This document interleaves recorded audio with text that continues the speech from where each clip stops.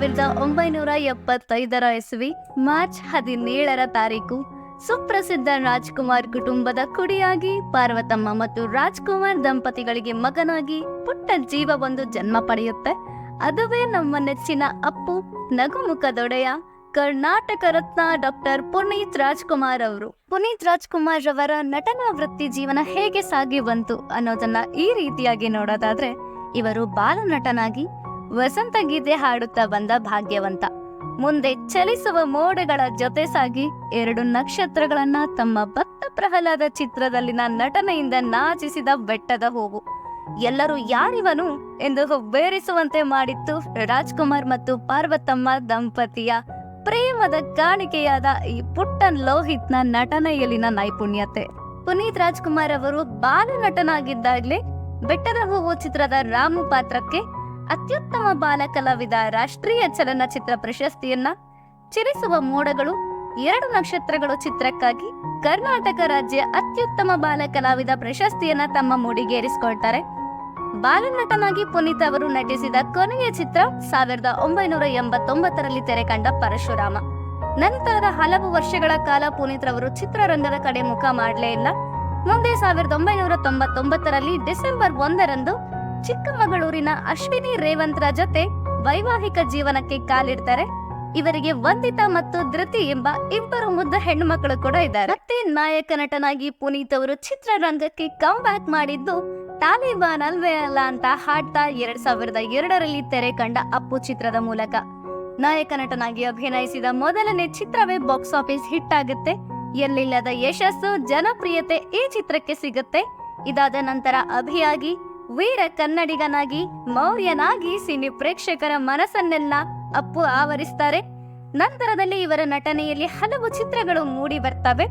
ಅವು ಆಕಾಶ್, ನಮ್ಮ ಬಸವ, ಅರಸು, ಜಾಕಿ, ಬಿಂದಾಸ್, ವಂಶಿ, ರಾಜ್, ದ ಶೋಮನ್, ಖಡಕ್ ಜಿಲ್ಲಾಧಿಕಾರಿಯಾಗಿ ಬಂದ ಪೃಥ್ವಿ, ರೇಡಿಯೋ ಜಾಕಿಯಾಗಿ ಎಂಟ್ರಿ ಕೊಟ್ಟ ಮೆಲನಾ, ಸ್ಟ್ರಿಕ್ಟ್ ಪೊಲೀಸ್ ಆಗಿ ಪವರ್ ಸ್ಟಾರ್, ಪಕ್ಕಾ ಫ್ಯಾಮಿಲಿ ಮ್ಯಾನ್ ಆಗಿ ದೊಡ್ಡ ಮನೆ ಹುಡುಗ, ರಾಜಕುಮಾರ, ಅಂಜನಿ ಪುತ್ರ, ಸಮಾಜಕ್ಕೆ ನೀತಿ ಹೇಳೋ ಗುರುವಾಗಿ ಬಂದ ಯುವರತ್ನ. ಹೀಗೆ ಹಲವು ಚಿತ್ರಗಳಲ್ಲಿ ವಿಭಿನ್ನ ಪಾತ್ರಗಳಲ್ಲಿ ನಟಿಸಿ ಇದುವರೆಗೂ 10 ಚಿತ್ರಗಳಲ್ಲಿ ಬಾಲನಟನಾಗಿ, 31 ಚಿತ್ರಗಳಲ್ಲಿ ನಾಯಕ ನಟನಾಗಿ ತಮ್ಮ ನಟನೆಯ ಛಾಪನ್ನು ಮೂಡಿಸಿದ್ದಾರೆ ನಮ್ಮ ನಟ ಸಾರ್ವಭೌಮ ಅಪ್ಪು. ಇದಲ್ಲದೆ ಕಿರುತೆರೆಯಲ್ಲಿ British show who wants to be a ಮಿಲಿಯನೇರ್ನ ಕನ್ನಡ ಆವೃತ್ತಿಯಾದ ಕನ್ನಡದ ಕೋಟ್ಯಾಧಿಪತಿ ಹಾಗೂ ಕಲರ್ಸ್ ಕನ್ನಡದ ರಿಯಾಲಿಟಿ ಶೋ ಫ್ಯಾಮಿಲಿ ಪವರ್ನ ನಿರೂಪಕರು ಸಹ ಆಗಿದ್ರು. ಜೊತೆಗೆ ಉದಯ ಟಿವಿಯಲ್ಲಿ ನೇತ್ರಾವತಿ ಎನ್ನುವ ಧಾರಾವಾಹಿಯನ್ನ ಸಹ ನಿರ್ಮಿಸ್ತಾ ಇದ್ರು. ಇದಲ್ಲದೆ ಹಂಬಲ್ ಪೊಲಿಟಿಷಿಯನ್ ನಾಗರಾಜ್, ಮೈತ್ರಿ, ಲಕ್ಕಿ ಮ್ಯಾನ್ ನಂತಹ ಇನ್ನೂ ಹಲವು ಚಿತ್ರಗಳಲ್ಲಿ ಅತಿಥಿ ಪಾತ್ರದಲ್ಲಿ ಕೂಡ ನಟಿಸಿದ್ದಾರೆ. ಇದಲ್ಲದೆ ಹಲವು ಹಾಡುಗಳಿಗೆ, ವಿಭಿನ್ನ ಪಾತ್ರಗಳಿಗೆ ಧನಿಯಾಗಿದ್ದಾರೆ ಅಪ್ಪು. ಚಿತ್ರರಂಗದ ಹೊರತಾಗಿಯೂ ಸಹ ಪುನೀತ್ ರವರು ಹಲವಾರು ಸಮಾಜಮುಖಿ ಕಾರ್ಯ ಚಟುವಟಿಕೆಗಳಲ್ಲಿ ತಮ್ಮನ್ನ ತಾವು ತೊಡಗಿಸಿಕೊಂಡಿದ್ದವರು. ಅವುಗಳಲ್ಲಿ ಕೆಲವೊಂದನ್ನು ನಾವು ನೋಡೋದಾದ್ರೆ, KMFನ ನಂದಿನಿ ಉತ್ಪನ್ನಗಳಿಗೆ ರಾಯಭಾರಿಯಾಗಿ, LED ಬಲ್ಬ್ ಯೋಜನೆಗಳ ರಾಯಭಾರಿಯಾಗಿ, IPLನ RCB ತಂಡದ ರಾಯಭಾರಿಯಾಗಿ, BMTC ಹಾಗೂ ರಾಜ್ಯ ಚುನಾವಣಾ ಕಮಿಷನ್ನ ರಾಯಭಾರಿಯಾಗಿ ಸಮಾಜದಲ್ಲಿ ಜನರಿಗೆ ಅರಿವು ಮೂಡಿಸುವಲ್ಲಿ ವಿಶೇಷ ಪಾತ್ರವನ್ನ ನಿರ್ವಹಿಸ್ತಾರೆ. ಅದು ಕೂಡ ನಿಸ್ವಾರ್ಥವಾಗಿ, ಬಿಡಿಗಾಸನ್ನು ಪಡೆಯದೆ. ಅದಲ್ಲದೆ ಕಾವೇರಿ ವಿವಾದ, ಮಹದಾಯಿಯಂತಹ ಕನ್ನಡ ಪರ ಹೋರಾಟಗಳಲ್ಲೂ ಕೂಡ ಸಕ್ರಿಯವಾಗಿ ಪಾಲ್ಗೊಂಡವರು. 45 ಉಚಿತ ಶಾಲೆಗಳನ್ನ, 26 ಅನಾಥಾಶ್ರಮಗಳನ್ನ, 16 ವೃದ್ಧಾಶ್ರಮಗಳನ್ನ, 19 ಗೋಶಾಲೆಗಳನ್ನ, 1800 ಮಕ್ಕಳ ಉಚಿತ ವಿದ್ಯಾಭ್ಯಾಸದ ಹೊಣೆಯನ್ನ ಹೊತ್ತು ಮೌನವಾಗಿಯೇ ಈ ಎಲ್ಲವನ್ನ ಮಾಡಿದವರು.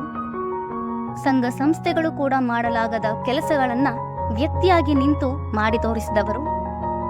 ಈ ರಣವಿಕ್ರಮನಿಗೆ ಸಂದ ಪ್ರಶಸ್ತಿಗಳನ್ನ ನೋಡ್ತಾ ಹೋದ್ರೆ, ಬಾಲನಟನಾಗಿದ್ದಾಗಲೇ ಒಮ್ಮೆ ರಾಷ್ಟ್ರ ಪ್ರಶಸ್ತಿ, 2 ಕರ್ನಾಟಕ ರಾಜ್ಯ ಚಲನಚಿತ್ರ ಅತ್ಯುತ್ತಮ ಬಾಲನಟ ಪ್ರಶಸ್ತಿಯನ್ನ ತಮ್ಮ ಮುಡಿಗೇರಿಸಿಕೊಂಡಿದ್ದಾರೆ. ನಂತರದಲ್ಲಿ 2 ಬಾರಿ ಕರ್ನಾಟಕ ರಾಜ್ಯ ಚಲನಚಿತ್ರ ಅತ್ಯುತ್ತಮ ನಟ ಪ್ರಶಸ್ತಿ, 2 ಬಾರಿ ಫಿಲ್ಮ್ ಫೇರ್ ಅತ್ಯುತ್ತಮ ನಟ ಪ್ರಶಸ್ತಿ, 2 ಬಾರಿ ಸೈಮಾ ಅತ್ಯುತ್ತಮ ನಟ ಪ್ರಶಸ್ತಿ ಹಾಗೂ ಮೈಸೂರು ವಿಶ್ವವಿದ್ಯಾನಿಲಯದ ಡಾಕ್ಟರೇಟ್ ಪದವಿ. ಹೀಗೆ 10 ಹಲವು ಗೌರವಗಳು, 10 ಹಲವು ಪ್ರಶಸ್ತಿಗಳು ಈ ರಣವಿಕ್ರಮನ ಸಾಧನೆಯ ಕಿರೀಟಕ್ಕೆ ಗರಿಯಾಗಿ ಸೇರ್ಪಟ್ಟಿವೆ. ಕನ್ನಡಕ್ಕೆ ಸಿಕ್ಕ ಈ ಭಾಗ್ಯವಂತನ ಜೊತೆ ಕರುನಾಡ ಜನತೆ ಸಂತಸದಿಂದ ದಿನ ಕಳೆಯೋದನ್ನ ವಿಧಿ ನೋಡಿ ಸಹಿಸದಾಯ್ತೋ ಏನೋ. ಅಂದು 2021 ಇಸ್ವಿ ಅಕ್ಟೋಬರ್ 29 ತಾರೀಕು ವಿಧಿ ತನ್ನ ಕ್ರೂರತ್ವದ ಎಲ್ಲೆಯನ್ನ ಮೀರಿ ಹೋಗಿತ್ತು. ಕೋಟಿ ಕೋಟಿ ಜನರ ಕಂಠ ನಡುಗಲು, ಕಂಬನಿಯ ಜಲಧಾರೆ ಸುರಿಸಲು ಹೊಂಚು ಹಾಕಿ ಕಾದಿತ್ತು.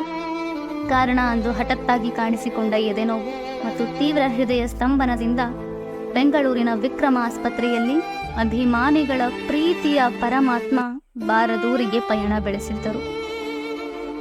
ಅಂದು ಸಹ ದೊಡ್ಡಮನೆ ಹುಡುಗನ ಈ ಸಮಾಜಮುಖಿ ಕಾರ್ಯ ನಿಲ್ಲಲೇ ಇಲ್ಲ. ನೇತ್ರದಾನದಿಂದ 4 ಬಾಳಿಗೆ ಬೆಳಕಾಗಿ ಸಾವಿನಲ್ಲೂ ಸಾರ್ಥಕತೆ ಮೆರೆದರು ಅಪ್ಪು. ನಂತರ ಪುನೀತ್ರ ಪಾರ್ಥಿವ ಶರೀರವನ್ನ ಅಂತಿಮ ದರ್ಶನಕ್ಕಾಗಿ ಕಂಠೀರವ ಒಳಾಂಗಣ ಕ್ರೀಡಾಂಗಣದಲ್ಲಿ ಇರಿಸಲಾಯಿತು. ಅಕ್ಟೋಬರ್ 31 ತಾರೀಕು ಕಂಠೀರವ ಸ್ಟುಡಿಯೋದ ಡಾಕ್ಟರ್ ರಾಜ್ಕುಮಾರ್ ಸ್ಮಾರಕದ ಆವರಣದಲ್ಲಿ ಅಂತ್ಯ ಸಂಸ್ಕಾರವನ್ನ ಕೂಡ ಮಾಡಲಾಯಿತು.